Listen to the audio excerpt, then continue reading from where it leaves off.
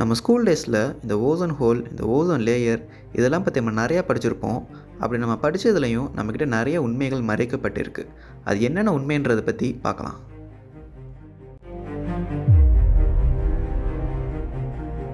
நம்மக்கிட்ட இந்த ஓசோன் லேயரை பற்றி சொன்ன விஷயங்கள் என்னென்னா, இந்த ஓசோன் லேயர்ன்றது ஒரு ரீஜியன். இது ஏர்த்லேருந்து 15 to 30 கிலோமீட்டர் ஆல்டிடியூடில் இருக்குன்னு சொன்னாங்க. இதோட ரோல் என்னென்னா, சன்லேருந்து வர ஹார்ம்ஃபுல் யூவி ரேஸை அப்சர்வ் பண்ணுறது. அப்படி இருக்க இந்த ஓசோன் லேயர் கொஞ்சம் கொஞ்சமாக டிப்ளீஷன் ஆகுதுன்னு சொன்னாங்க. அது எங்கே டிப்ளீஷன் நடக்குதுன்னாங்கன்னா, ஆர்டிக் ரீஜன்லேயும் அண்டார்டிகா ரீஜன்லேயும் நடக்குதுன்னாங்க. இந்த டிப்ளீஷனுக்கு காரணம் chlorofluorocarbon சிஎஃப்சி கேஸ்ன்னு சொன்னாங்க. இதை ப்ரூவ் பண்ணுறதுக்கு நிறைய சேட்டலைட் இமேஜஸும் காட்டினாங்க. இப்படி இவங்க சொன்ன இந்த விஷயத்தில் நிறைய கொஷின்ஸ் ரைஸ் ஆகுது. ஏன் இந்த ஓசோன் ஹோல், அதாவது ஓசோன் டிப்ளீஷன் ஏன் ஆர்டிக்லேயும் அண்டார்டிகா ரீஜன்லேயும் மட்டும் கிரியேட் ஆகுது? இப்போ உலகத்தில் இருக்க எல்லா கண்ட்ரியில் இருக்க மக்களும் ஃப்ரிட்ஜ் ஏசிலாம் யூஸ் பண்ணுறாங்க. இந்த ஃப்ரிட்ஜ் ஏசியில் சிஎஃப்சி கேஸஸ் இருக்கும். இவங்க சொல்கிற மாதிரி பார்த்தா எல்லா கண்ட்ரி மேலேயுமே இப்போ ஓசோன் ஹோல் கிரியேட் ஆகிருக்கணும். ஆனால் எந்த கண்ட்ரி யூஸ் பண்ணாலும் ஓசோன் ஹோல் அண்டார்டிக் ரீஜன்லேயோ ஆர்டிக் ரீஜன்லேயோ மட்டும் கிரியேட் ஆகுதுன்னு சொல்கிறாங்க. சரி, ரெண்டாவது கொஷின் என்னென்னா, ஏரோப்ளேனும் இவங்க சொல்கிற ஆட்டிடியூடில் தானே பறக்குது. அப்போ அது மட்டும் ஓசோன் லேயருக்கு எந்த டேமேஜும் கொடுக்காதா? இப்போ இந்த ஓசோனில் இருக்க சயின்ஸை பற்றி புரிஞ்சுப்போம். நம்ம சூரியன்லேருந்து நிறைய ரேஸ் வரும். அப்படி அதில் வர ஒன் ஆஃப் த ரேஸ் தான் யூவி ரேஸ். இப்படி இந்த யூவி ரேஸில் 240 நானோமீட்டருக்கும் குறைவாக இருக்க யூவி ரேஸ் ஏர்த்தில் இருக்க ஆக்சிஜன் மேலே படும்போது, அதாவது O2 மேலே படும்போது அது 2 ஓவாக ஸ்ப்ளிட் ஆகியிருக்கும். இப்படி இந்த ஸ்ப்ளிட் ஆகிற ஓவை ஃப்ரீ ரேடிக்கல்னு சொல்லுவாங்க. இந்த ஸ்ப்ளிட் ஆகிற ஃப்ரீ ரேடிக்கல் ஏர்த்தில் இருக்க ஆக்சிஜனோட ஜாயின் ஆகும்போது அது O3 மாறும். அந்த O3 தான் ஓசோன். இப்போ நான் சொன்னது எல்லாமே யூவி ரேஸ் 240 நானோமீட்டருக்கு குறைவாக இருந்து வந்தா.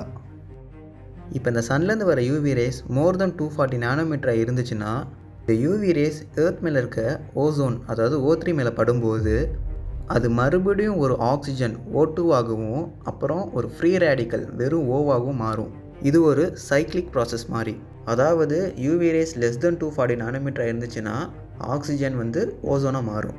இதுவே மோர் தென் 240 நானோமீட்டர் இருந்துச்சுன்னா ஓசோன் ஆக்சிஜன் அப்புறம் ஒரு ஃப்ரீ ரேடிக்கலாக மாறும். இந்த ப்ராசஸ் கண்டினியூஸாக ரிப்பீட் ஆகிட்டே இருக்கும். இதில் இவங்க சொல்கிற இந்த சிஎஃப்சி கேஸ் எங்கே வருதுன்னு பார்க்கணும். இவங்க என்ன சொல்கிறாங்கன்னா, இந்த சிஎஃப்சி அதாவது chlorofluorocarbon, இதில் இந்த குளோரின் மட்டும் ஓசோனில் படும்போது, O3ல் படும்போது அது ஒரு ஆக்சிஜன் O2 ஆகவும் அப்புறம் ஒரு ClO ஆகவும் மாறுதுன்றாங்க. அண்ட் அகெயின் இந்த ClO ஸ்ப்ளிட் ஆகி Cl குளோரினாகவும் அப்புறம் ஒரு ஃப்ரீ ரேடிக்கல் ஆக்சிஜனாகவும் மாறுது. இந்த ஸ்ப்ளிட்டான ஃப்ரீ ரேடிக்கல் ஆக்சிஜன் இருக்குல்ல, இதே மாதிரி இருக்க மற்ற ஃப்ரீ ரேடிக்கல் ஆக்சிஜனோட சேர்ந்து இது ஒரு O2 மாறிடும். இதுவும் ஒரு கண்டினியூஸ் ப்ராசஸ் தான். மறுபடியும் இந்த ஃப்ரீயாக இருக்க குளோரின் இன்னொரு ஓசோன் மேலே படும். அந்த ஓசோன் மறுபடியும் ஸ்ப்ளிட் ஆகும். இதே கண்டினியூஸாக ரிப்பீட் ஆகிட்டே இருக்கும். ஃபர்ஸ்ட், இந்த ஓசோன் லேயர்ன்றது ஒரு பெர்மனன்ட் ஸ்டேட்டே கிடையாது. இதோட லைஃப் எவ்வளோ இருக்குன்னா 1-3 மணி நேரம்குள்ளே தான் இருக்கும். ஜஸ்ட் இமேஜின் பண்ணி பாருங்கள், இந்த ஏர்த் மேலே இருக்க எல்லா ஓசோன் லேயரை ரிமூவ் பண்ணிட்டா என்ன ஆகும்னு. ஒன்றுமே ஆகாது. மறுபடியும் ஏர்த்தில் இருக்க ஆக்சிஜன் சன்ரைஸ் பட்டு ஒரு O3 அதாவது ஓசோனாக மாறிடும். ஸோ ஆக்சிஜன் தான் நம்மளை யூவி ரேஸ்லேருந்து காப்பாற்றுது. ஏர்த்தில் ஆக்சிஜன் இருக்க வரைக்கும் ஓசோன் லேயருக்கு ஒன்றுமே ஆகாது. அது மறுபடியும் உருவாயிட்டே தான் இருக்கும். இப்போ இவங்க சொல்கிற கருத்துக்கு வருவோம். ஓசோன் ஹோல் மட்டும் ஏன் ஆர்டிக்லையும் அண்டார்டிக்லையும் கிரியேட் ஆகிருக்கு? அதுக்கு ரீசன் ஒன்றும் இல்லை, சன்லைட் தான். ஏர்த்தில் இருக்க மற்ற ரீஜனை காட்டிலையும் இந்த ஆர்டிக்லையும் அண்டார்டிகாலையும் சன்லைட் ரொம்ப கம்மி. ஸோ சன்லைட் கம்மியானா அப்போ அந்த யூவி ரேஸும் ரொம்ப கம்மியாக இருக்கணும். யூவி ரேஸ் கம்மியாக இருந்தால் இந்த ஓசோன் லேயரும் கம்மியாக தான் ஃபார்ம் ஆகிருக்கணும். அதனால தான் ஏர்த்தில் இருக்க மற்ற சர்ஃபேஸை காட்டிலும் ஓசோன் லேயர் அங்கே ரொம்பவே கம்மியாக இருக்குது. இது ஒரு இயற்கை நிகழ்வு. இப்போ சயின்டிஸ்ட் ஓசோன் ஹோல் கண்டுபிடிச்சதுக்கு நோபல் ப்ரைஸ் வாங்கினதெல்லாம் பொய்யான்னு கேட்டால் அதை நான் அப்படி இல்லைன்னு சொல்லுவேன்.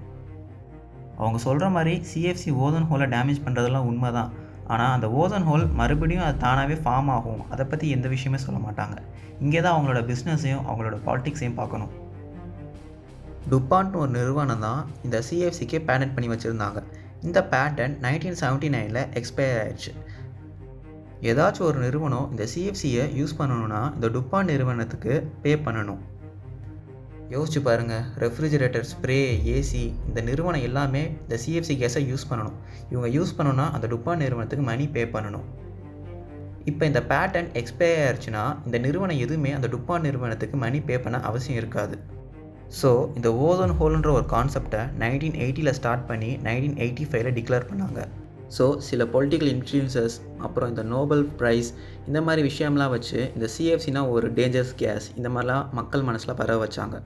அப்புறம் இதே இந்த டுப்பான் நிறுவனம் தான் ஹைட்ரோஃப்ளூரோகார்பன் அதாவது ஹச்எஃப்சி அதுதான் சிஎஃப்சியோட ரீப்ளேஸ்மெண்ட் சொல்லி இன்ட்ரடியூஸும் பண்ணாங்க.